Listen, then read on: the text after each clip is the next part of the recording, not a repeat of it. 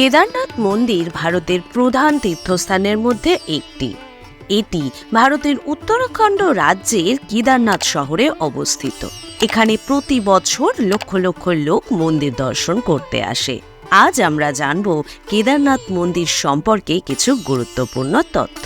এই মন্দির ভারতের উত্তরাখণ্ড রাজ্যের রুদ্রপ্রয়াগ জেলার কেদারনাথ শহরে গাড়োয়াল হিমালয় পর্বত শ্রেণীতে এবং মন্দাকিনী নদীর ধারে অবস্থিত। কেদারনাথ মন্দির বড় বড় পাথর দিয়ে তৈরি করা হয়েছে। এই মন্দিরের উচ্চতা 85 ফুট, চওড়া 187 ফুট এবং দেওয়ালের চওড়া 12 ফুট। ভগবান শিবের অনেক নাম আছে, যার মধ্যে একটি হল কেদারনাথ। এই নামে ভগবান শিব সত্যযুগে ছিল। সেই সময় থেকেই উত্তরাখণ্ডের এই ভূমি ভগবান শিব কেদারনাথের নামে জানা যায়। অনেক সময় আগে কেদার নামে এক রাজা থাকত। তার নাম অনুসারে এই ভূমি কেদারখণ্ড নামে পরিচিত।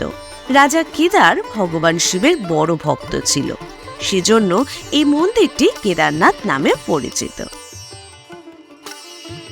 কেদারনাথ শ্রদ্ধালুদের জন্য 6 মাস খোলা থাকে এবং শীতকালে বরফ পড়ার জন্য বন্ধ থাকে।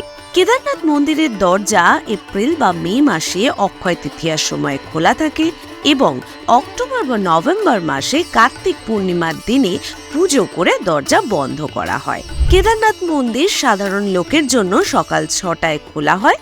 দুপুর 3টে থেকে 5টা পর্যন্ত এখানে বিশেষ পুজো হয় এবং বিশ্রামের জন্য বন্ধ করা হয়। এই মন্দির 3 দিকে পর্বতে ঘেরা আছে। 22,000 ফুট উঁচু কেদারনাথ পর্বত, 21,000 ফুট উঁচু খচ্চরকুঞ্জ এবং 22,000 ফুট উঁচু ভরতকুণ্ড পর্বত অবস্থিত এবং পঞ্চ নদী এখানে দেখা যায়। এই নদীগুলি হল মন্দাকিনী, মধুগঙ্গা, চিরগঙ্গা, সরস্বতী এবং স্বর্ণগিরি। কিন্তু মন্দাকিনী নদী ছাড়া অন্যান্য নদীগুলোকে কাল্পনিক ধরা হয়। কেদারনাথ মন্দির তৈরির পিছনে 2 রকম মত আছে। এক হলো ইতিহাসকরদের মতে এবং অপরটি পৌরাণিক কথা অনুযায়ী। প্রথমে আসি ইতিহাসকরদের কথা অনুযায়ী। ইতিহাসকারদের অনুযায়ী 1076 সাল থেকে 1099 সালের মধ্যে মালাবার রাজা ভোজ এই মন্দির তৈরি করেছিল।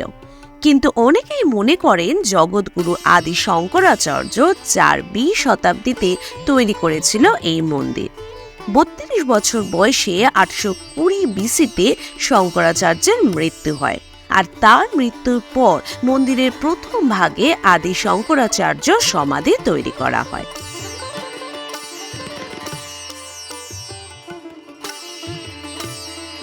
এবার আসি পৌরাণিক কথায়। পৌরাণিক কথা অনুসারে কেদারনাথ শৃঙ্গে ভগবান বিষ্ণু অবতার নর এবং নারায়ণ তপস্যা করছিল। তাদের তপস্যা দেখে ভগবান শিব তাদের দর্শন দেয় এবং তারা প্রার্থনা করে ভগবান শিবকে এখানে থাকার অনুরোধ করে।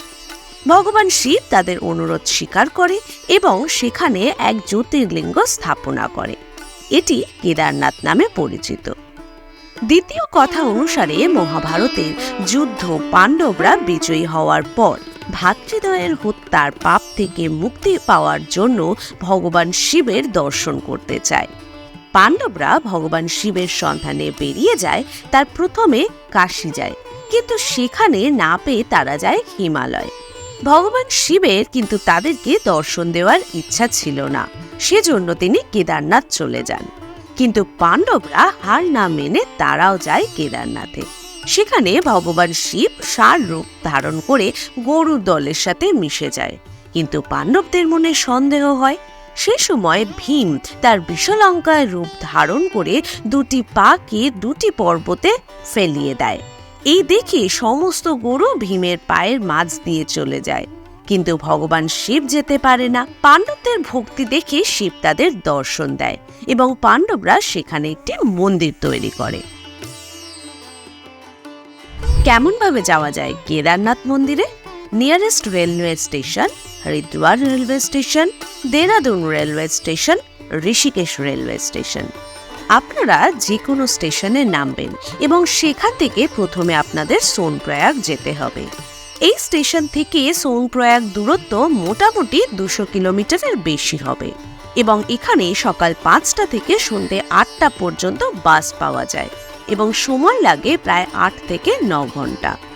এখান থেকে প্রথমে গৌরীকুণ্ড যেতে হবে। সোনপ্রয়াগ থেকে গৌরীকুণ্ডর দূরত্ব 5 কিলোমিটার এবং তারপর গৌরীকুণ্ড থেকে কেদারনাথ যাত্রা প্রায় 16 কিলোমিটার। কেমন লাগলো আজকের এই ভিডিও? ভালো লাগলে অবশ্যই চ্যানেলটাকে সাবস্ক্রাইব করবে এবং ভিডিওটাকে লাইক এবং শেয়ার করতে ভুলবেন না।